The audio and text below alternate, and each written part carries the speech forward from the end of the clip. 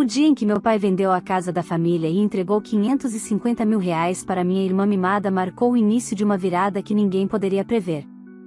Eu pensei que fosse apenas mais um episódio de favoritismo, até que eles bateram na minha porta com malas na mão, exigindo que eu saísse da minha própria casa para que eles pudessem morar nela. Como se minha vida, minhas conquistas e meu espaço fossem extensões do conforto deles. Quando tive coragem de negar, meu pai fez algo que destruiu qualquer ilusão de que ainda existia amor ali, e, naquele instante, percebi que minha história estava prestes a tomar um rumo do qual não haveria volta. O que aconteceu depois ninguém da minha família esperava. E o preço que eles pagaram foi devastador. Fique comigo até o fim. Você não vai acreditar no desfecho. Olá, seja bem-vindo ao canal Histórias Surpreendentes. Curta e se inscreva nesse canal, aproveite e ative as notificações. Comente aqui de qual cidade você está assistindo, vou adorar saber e deixar um coração no seu comentário. Eu sempre soube que minha família tinha suas preferências, mas nunca imaginei que um dia elas seriam usadas como arma contra mim. Meu nome é Laís, tenho 32 anos, e durante toda a minha vida aprendi a sobreviver nas frestas do que sobrava, atenção dividida, carinho condicionado e um silêncio permanente sempre que eu precisava de algo. Minha irmã mais nova, Camila, era o centro de tudo, a menina dos olhos do meu pai, a promessa da minha mãe, o orgulho que eles mostravam para amigos como se fosse um troféu brilhante. Eu, por outro lado, era forte. E na minha família, ser forte significava se virar sozinha. Quando consegui comprar minha pequena casa no interior de Minas, fruto de anos trabalhando como restauradora de móveis, pensei que finalmente teria um lugar onde ninguém pudesse interferir. Era simples, modesta, cheia de arestas e imperfeições, mas era minha. Tinha cheiro de madeira antiga, janelas que rangiam com o vento da tarde e um quintal onde comecei a cultivar ervas e plantas para os meus trabalhos. Ali, eu respirava. Ali, eu existia sem precisar pedir permissão. O choque começou numa tarde comum, quando meu pai me ligou anunciando, com orgulho na voz, que havia vendido a casa onde crescemos. 30 anos de história, de paredes rabiscadas por nossas infâncias e cobertas tantas vezes pelo exagero da minha mãe em reformas. Eu não sabia se ficava triste, nostálgica ou apenas surpresa. Mas antes que eu dissesse qualquer coisa, ele completou: pegamos os 550 mil da venda e demos para Camila. Ela precisava de mais espaço. Sua irmã merece um apartamento de verdade. O chão pareceu escorregar sob meus pés. Eu mal consegui perguntar por quê, mas ele continuou, firme, como se aquilo fosse completamente natural: e vamos ficar na sua casa por um tempo. Sua casa também é nossa. Minha respiração travou. Camila, ao fundo, riu com aquele riso macio e venenoso que ela achava encantador. Mana, isso é um sonho. Sua casinha é velha, mas dá para os nossos pais ficarem até o meu AP ficar pronto. Você entende, né? Eu não entendi. E não aceitei. Disse que não. Expliquei, calma, que minha casa não estava disponível, que eu morava lá, que aquele espaço era o único lugar em que eu tinha paz. Eles não ouviram. Nunca ouviram. Foi quando meu pai, o homem que me ensinou a andar de bicicleta e que segurava minha mão quando eu tinha medo de trovões, mudou completamente. O tom dele subiu, os olhos estreitaram, e ele avançou um passo na minha direção como se eu fosse uma estranha que ousava desobedecê-lo. Laís, pare de ser egoísta. Essa casa existe por nossa causa. A gente precisa. Eu repeti que não. E então aconteceu. O tapa. Rápido, frio, absolutamente devastador. Meu rosto ardeu, mas o que queimou de verdade foi a certeza de que ali, naquele segundo, algo se rompeu para sempre. A Camila sorriu. Não de alegria, mas de triunfo, como se finalmente tivesse vencido um jogo que eu nem sabia que estávamos jogando. Eu os expulsei da porta. Nem reconheço completamente como tive coragem. Talvez tenha sido a adrenalina, talvez tenha sido o instinto de sobrevivência. Eles saíram indignados, ofendidos, agindo como se eu tivesse cometido o maior crime do mundo. Mas naquele momento eu sabia, com uma clareza quase assustadora, que aquilo não acabaria ali. Eles voltariam. Eles tentariam outra vez.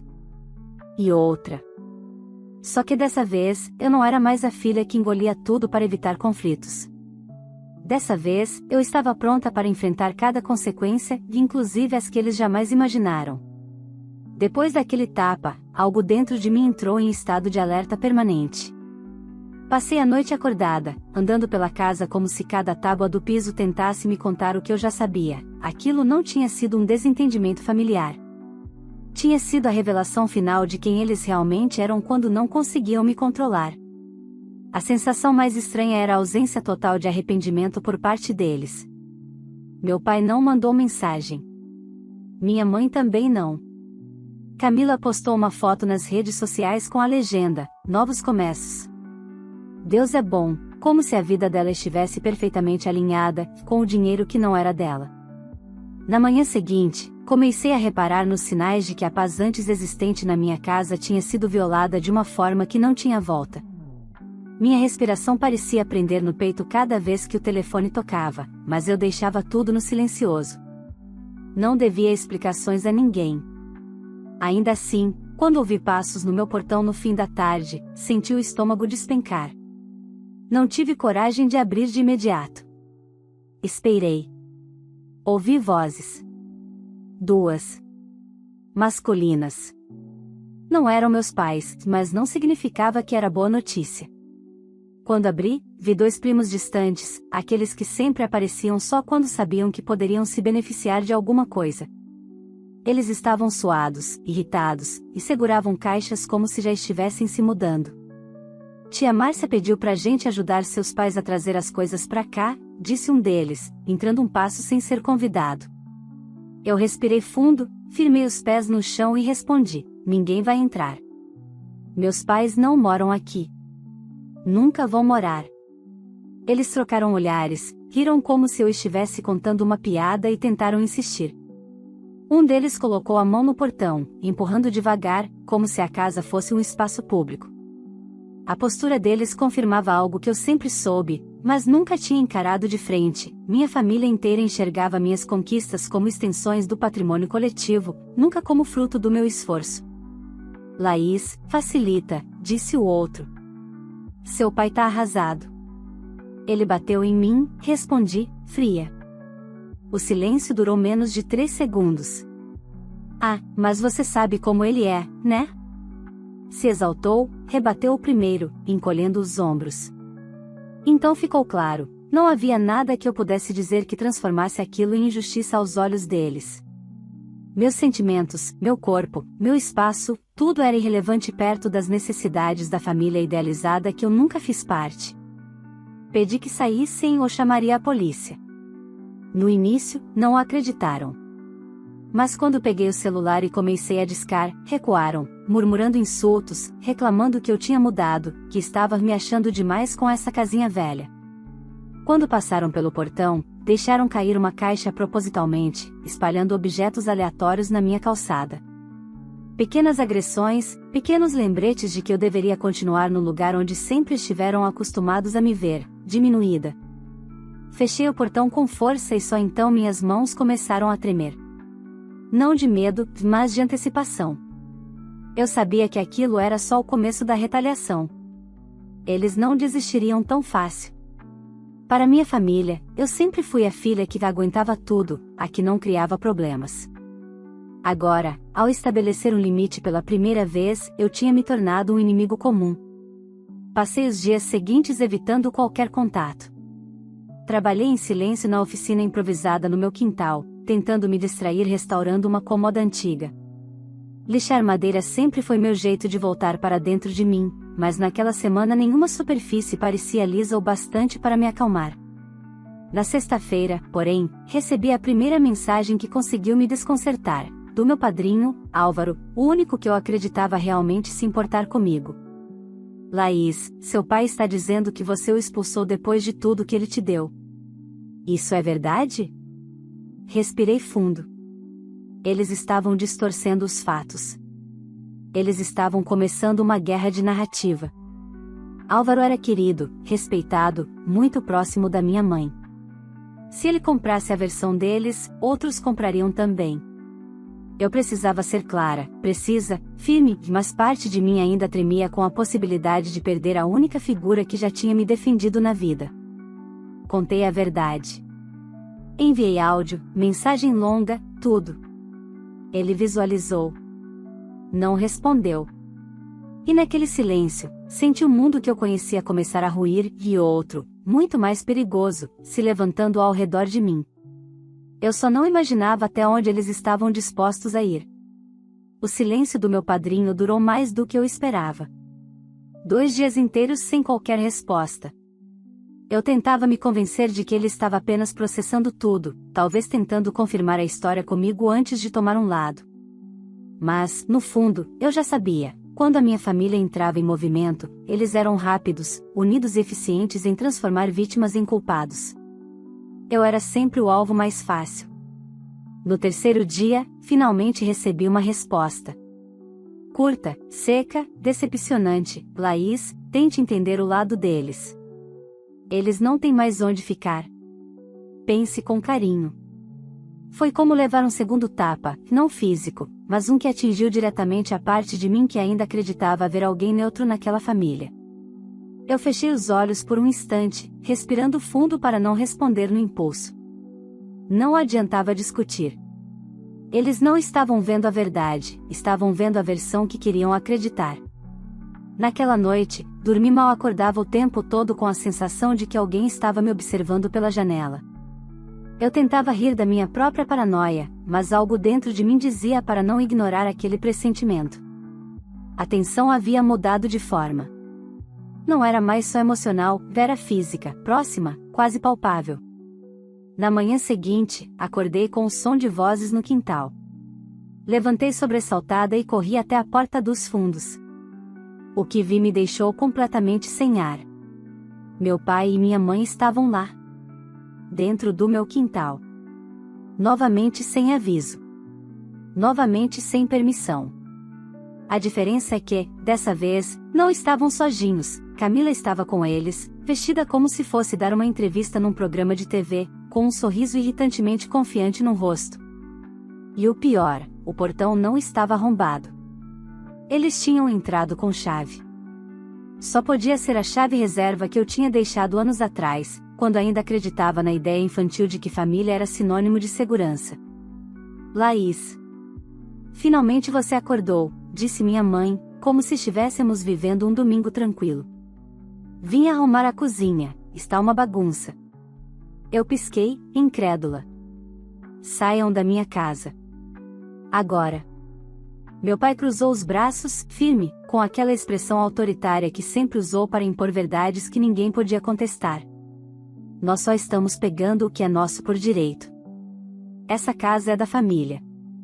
E se você não quer colaborar, vai precisar ouvir as consequências. Camila riu baixinho, passando a mão pelo corrimão como se inspecionasse um imóvel prestes a ser comprado. Mana, relaxa. Nossos pais só querem ficar aqui umas semanas. Seu espaço é tão pequeno que nem dá para lotar. Você nem vai notar a diferença. Camila, eu moro aqui, respondi, tentando manter a voz firme, mas sentindo meu corpo inteiro tremer. Meu pai deu um passo à frente. Você mora aqui porque eu deixei que você morasse. Não se esqueça quem te criou. Você devia ter orgulho de poder ajudar. Era sempre a mesma lógica distorcida, tudo que eu conquistava era, de alguma forma, deles. Eu olhei para a porta dos fundos, depois para o portão que dava acesso ao quintal. Ele estava apenas encostado, não trancado. Eles tinham destrancado e entrado, como se minha casa fosse um playground familiar. O desespero começou a se transformar em algo mais denso, mais sólido. Raiva. Vocês precisam ir embora. Agora. Ou vou chamar a polícia. Meu pai sorriu. Um sorriso lento, carregado de desprezo. A polícia? Para os seus próprios pais? Vão rir da sua cara, Laís. Você está exagerando. Camila concordou com um balançar de cabeça irritante. Você sempre foi dramática. Não sei como ainda não percebeu. Foi quando vi algo que me tirou completamente o chão. Minha mala, aquela que eu deixava no guarda-roupa para viagens rápidas, estava do lado da porta. Minha mãe a havia tirado de lá. Arrumei suas coisas, ela disse, como se estivesse me fazendo um favor. Assim fica mais fácil para você pensar no que é melhor para todos. O mundo pareceu girar. Eles queriam que eu saísse da minha própria casa. Eu dei um passo para trás, sentindo a garganta fechar. Minha mente começou a trabalhar rápido, medo, incredulidade, indignação. Mas, acima de tudo, a certeza de que aquilo ultrapassava qualquer limite possível. Eu peguei o celular, sem hesitar desta vez. Se não saírem em 5 segundos, vou registrar invasão de domicílio. Meu pai riu. Riu mesmo, como se aquilo tivesse graça. Tenta. Quero ver. Minha mãe ergueu o queixo, altiva. Filha, não faça isso. Vai se arrepender. Camila se aproximou, tocou meu ombro e sussurrou: você nunca vai vencer a gente. Foi naquele instante, naquele toque, que algo dentro de mim finalmente se quebrou. Um limite interno que eu nem sabia que existia se solidificou, firme, inabalável. Eu disquei. Quando eles ouviram a atendente responder, a expressão de confiança começou a rachar. E, pela primeira vez na vida, eu vi medo nos olhos deles. Mas aquilo ainda estava longe de ser o fim. Era só o começo da queda. A polícia chegou mais rápido do que eu esperava. Talvez porque, naquela manhã, o destino tivesse decidido que eu já havia aguentado demais. Quando a viatura estacionou em frente à minha casa, meus pais congelaram. Camila, que até então parecia invencível, deu 2 passos para trás, como se a presença de uma autoridade finalmente tivesse rasgado a bolha de arrogância em que ela vivia. 2 policiais desceram do carro. Um deles, uma mulher de expressão séria, olhou diretamente para mim. Chamou por invasão de domicílio? Concordei.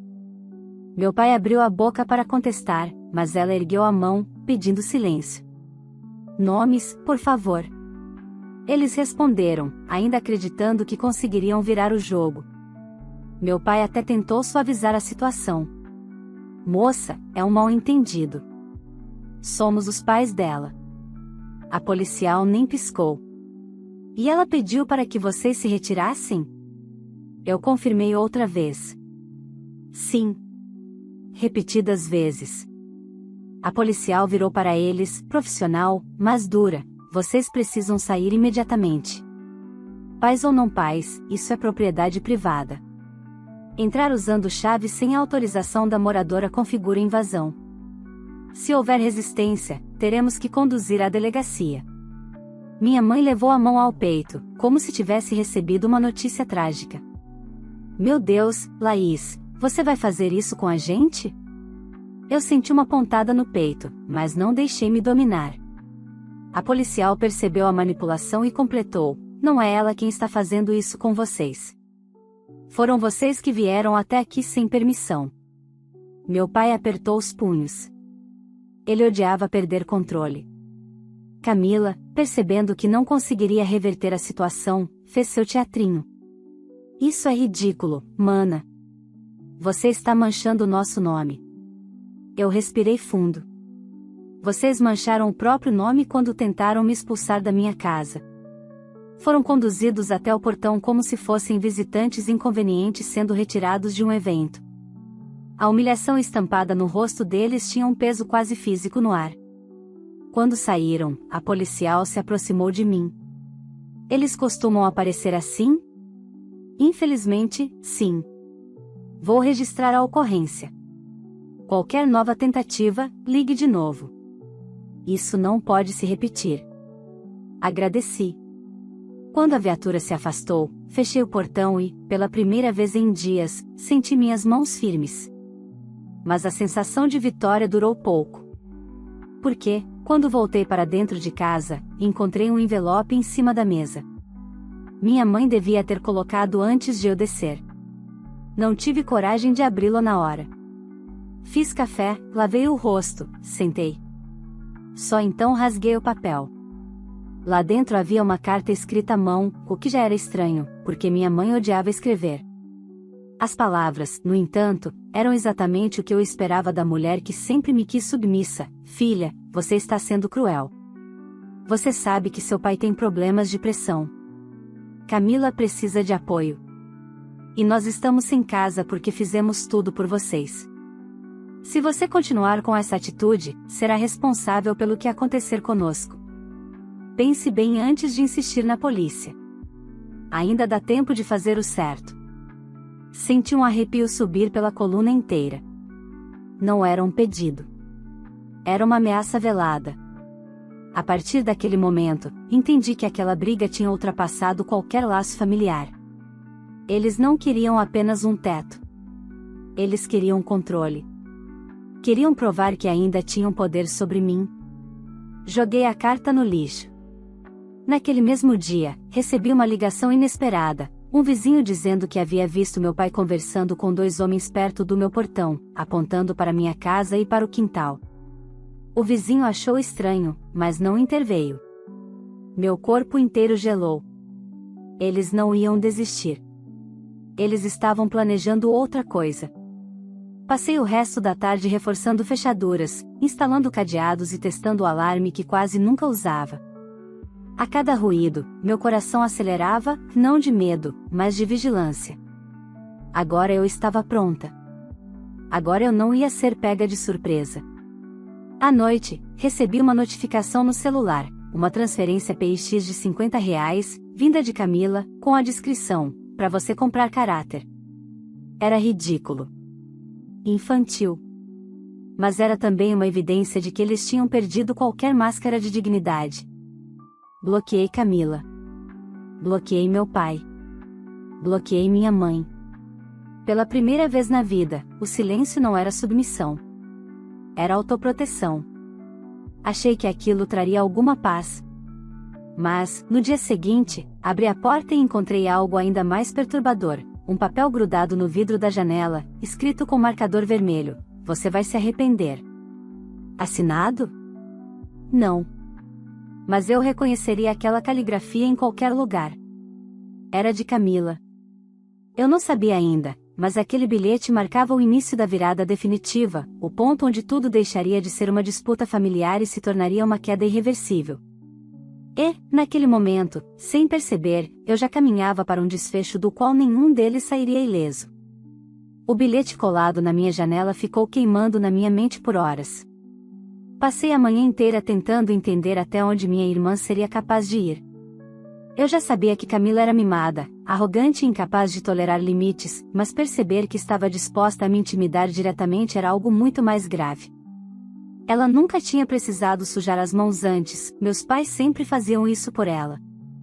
O fato de que agora todos estavam agindo juntos, como uma única força contra mim, deixava tudo ainda mais claro: para eles, eu era um obstáculo, não uma filha.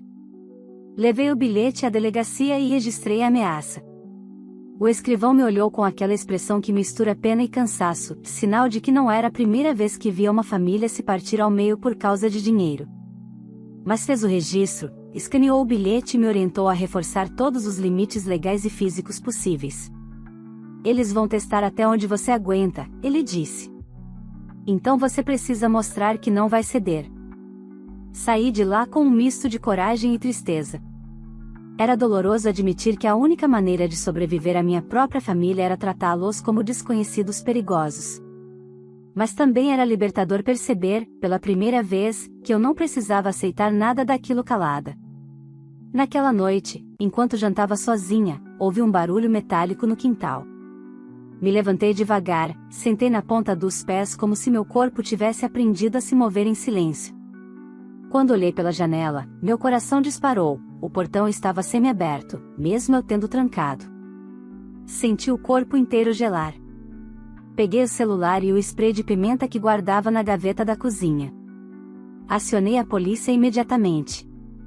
Enquanto esperava, ouvi passos do lado de fora, passos leves, mas apressados. Um vulto passou perto da janela do banheiro. Quando os faróis da viatura iluminaram o quintal, a sombra desapareceu. Os policiais vasculharam tudo e encontraram marcas na tranca, como se alguém tivesse tentado abrir com força, mas sem sucesso. Isso é tentativa de invasão, Dona Laís. Eu sei quem foi.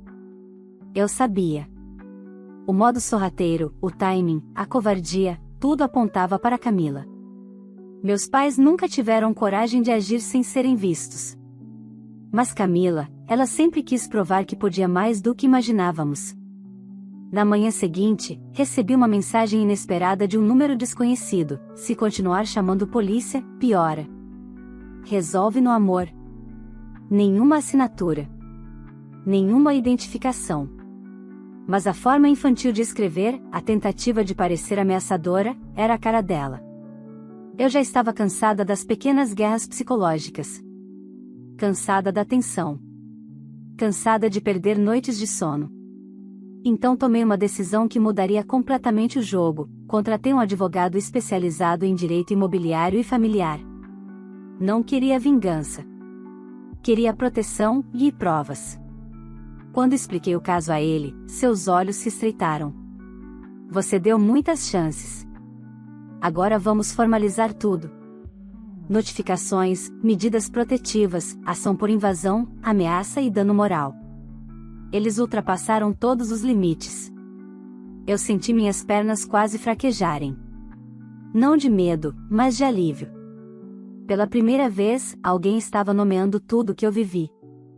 Nos dias seguintes, meu advogado enviou notificações formais para meus pais e para Camila, proibindo qualquer tentativa de aproximação, contato ou entrada em minha propriedade. Deu prazo, estabeleceu penalidades, anexou cópias das ocorrências e ameaças. Agora eles sabiam que não estavam mais lidando com uma filha coada. Estavam lidando com a lei. Mas a parte surpreendente veio quando, naquela mesma semana, recebi uma ligação de um funcionário da imobiliária onde Camila supostamente compraria o apartamento com os 550 mil. A senhora é parente da Camila? Senti um frio no estômago. Sou irmã. Por quê? Ele suspirou antes de responder. Ela tentou usar sua casa como comprovação de residência e até disse que você assinaria como fiadora. Precisamos confirmar. O ar sumiu dos meus pulmões. Não. De forma alguma. Ela não tem autorização para usar nada meu. Imaginei, ele disse. Ela também comentou que você deixaria o imóvel disponível para seus pais. Achei estranho, porque não bate com a documentação que vimos. Meus batimentos ecoaram no ouvido. Camila estava tentando usar minha casa, a mesma que tentou me expulsar, como garantia para conseguir um financiamento. E, pior, mentindo para a imobiliária. Tentando me envolver em mais um esquema sem meu conhecimento. Fiquei em silêncio por alguns segundos antes de responder. Se minha irmã tentou usar meu nome para qualquer coisa, considerem tudo inválido. Desliguei tremendo, mas uma chama acesa dentro de mim cresceu ainda mais. Minha família não estava apenas ultrapassando limites emocionais, estava ultrapassando limites legais para manter a narrativa de que eu era a vilã que se recusava a ajudar. Quanto mais expostos ficavam, mais desesperados agiam. Naquela noite, pela primeira vez, não senti medo. Senti determinação. Eles tinham aberto guerra. Mas agora eu não estava mais lutando sozinha, e não no escuro. Eu só não imaginava que a maior revelação de todas estava prestes a chegar. E que seria justamente essa revelação que definiria, de forma irreversível, a queda final deles. A revelação que encerraria tudo chegou numa manhã silenciosa, quando meu advogado me enviou uma mensagem simples: Laís, precisamos conversar. Urgente. Meu coração acelerou, mas não era mais aquele medo que me paralisava nas primeiras semanas. Agora era uma vigilância consciente, uma prontidão que eu tinha aprendido a desenvolver. Corri para o escritório dele, ainda com o cabelo preso do jeito apressado que eu fazia quando as coisas exigiam decisão imediata. Quando entrei, ele colocou alguns documentos diante de mim. Sua irmã tentou abrir um financiamento em outra instituição usando seu CPF. O chão sumiu. Como? Como ela conseguiu meus dados? Ele me olhou com firmeza, mas sem dramatizar. Provavelmente através dos seus pais. Ela apresentou cópias de documentos, comprovante de residência seu, e uma declaração falsificada onde você supostamente autorizava. O banco desconfiou e entrou em contato com a gente por causa da notificação judicial que já estava registrada. Foi isso que te salvou. Tudo ao meu redor ficou embaçado por alguns segundos. Não era mais questão de intromissão familiar, chantagem emocional ou tentativa de tomar meu espaço. Eles tinham cometido crime. Fraude. Falsificação. Uso indevido de documentos. Meu advogado respirou fundo. Laís, isso é grave. E, sinceramente, passou de todos os limites. Você quer prosseguir?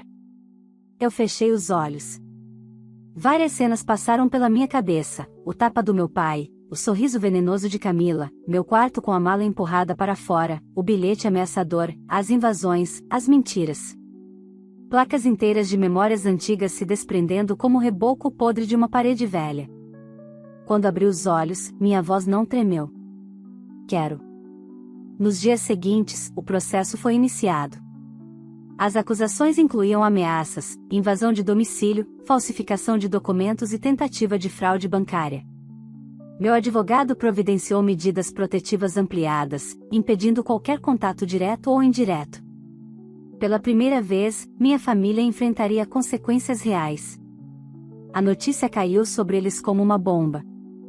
As primeiras reações chegaram através de terceiros, de vizinhos, conhecidos, primos que eu nem lembrava ter. Meu pai dizia para todos que eu estava destruindo a família por orgulho.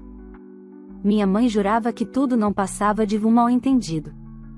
Camila, claro, se dizia vítima, afirmando que eu estava acabando com a vida dela por inveja. Mas a verdade, finalmente, não dependia mais deles. Pela primeira vez, as provas estavam do meu lado. A lei estava do meu lado. E, principalmente, eu estava do meu lado. Uma semana depois, recebi a ligação do delegado responsável. Dona Laís, precisamos que venha à delegacia assinar o complemento do depoimento. Seus pais e sua irmã foram intimados a se manter afastados. Meu estômago deu um nó, não de medo, mas de encerramento. Ao chegar lá, vi minha família ao longe, no corredor. Eles me olharam como se eu fosse um monstro. Mas, pela primeira vez na vida, não senti culpa. Não senti nada. Só a confirmação de que a distância era o único lugar seguro entre nós. Camila tentou se aproximar, mas os policiais a impediram. Ainda assim, ela gritou: "Você acabou com a minha vida, sua ingrata." Eu virei o rosto, olhei para ela com calma e respondi: "Você destruiu a sua sozinha." Ela regalou os olhos como se ninguém jamais tivesse tido coragem de falar isso. Meus pais também ficaram paralisados. Então percebi, eles estavam finalmente enfrentando algo que nunca haviam enfrentado: responsabilidade. Assinei o documento e saí sem olhar para trás. A porta da delegacia se fechou e, com ela, uma vida inteira de submissão, medo e silêncio se encerrou. As semanas seguintes foram de paz profunda, daquelas que chegam devagar, ocupando espaços que antes eram tomados por ansiedade. Passei a ouvir os pássaros pela manhã, voltei a restaurar móveis com prazer genuíno, reabri meu ateliê para encomendas. O peso que antes eu carregava nos ombros, sempre tentando agradar e se moldar para caber na família, simplesmente desapareceu. Recebi notícias indiretas. Meus pais tiveram que alugar uma kitnet pequena porque Camila não podia mais usar nenhum documento para tentar novo financiamento. A reserva de dinheiro que ela recebeu, os R$ 550 mil entregues sem hesitação, estava quase toda comprometida com a entrada que ela perderia por tentativa de fraude. Eles tinham, finalmente, colhido o que plantaram. Nenhum dos três tentou me procurar de novo. A lei impedia. E eu também não queria. Certa tarde, enquanto lixava uma mesa antiga no quintal, senti o vento bater no rosto e percebi algo simples, porém enorme: eu estava livre. Livre do peso de ser a filha que sempre cedia. Livre da culpa que não era minha. Livre da obrigação de carregar sozinha uma família inteira. À noite, sentei na varanda com uma xícara de chá e encarei minha casa. Minha casa. Aquela que tentaram tomar de mim, aquela que me jogaram como se fosse descartável, aquela que quase se tornou palco de uma tragédia emocional. Ela continuava ali. Firme. Minha. E pela primeira vez em muitos anos, eu também estava ali. Inteira. No final, percebi que não era eu quem precisava da família, eles é que precisavam do meu silêncio. E quando esse silêncio acabou, tudo que sustentava o comportamento deles desmoronou. Nunca mais falei com meus pais. Nunca mais falei com Camila. E não pretendo. A paz que encontrei longe deles vale mais do que qualquer laço de sangue. Porque sangue não obriga ninguém a aceitar abuso. E eu escolhi, finalmente, a mim mesma. Se essa história tocou você de alguma forma, não esqueça de curtir o vídeo, porque isso ajuda demais o canal a crescer e me mostra que vocês querem mais histórias como essa. Aproveita e se inscreve no canal para não perder nenhum dos próximos relatos, sempre tem algo novo, emocionante e cheio de lições de vida. E olha, eu quero muito saber a sua opinião sincera. Você faria o mesmo que a Laís fez? Você teria coragem de colocar limites e se afastar de quem te machuca, mesmo sendo família? Me conta aqui nos comentários, porque eu adoro ler cada resposta de vocês. Ah, e já deixa também de qual cidade você está assistindo, para eu passar lá nos comentários e te deixar um coração especial. Se conhecer alguém que precisa ouvir essa história, alguém que vive algo parecido ou precisa aprender a se valorizar, compartilhe esse vídeo. Às vezes uma história muda tudo. Obrigada por estar aqui. Vamos juntos crescer essa comunidade de pessoas fortes, conscientes e que sabem o próprio valor.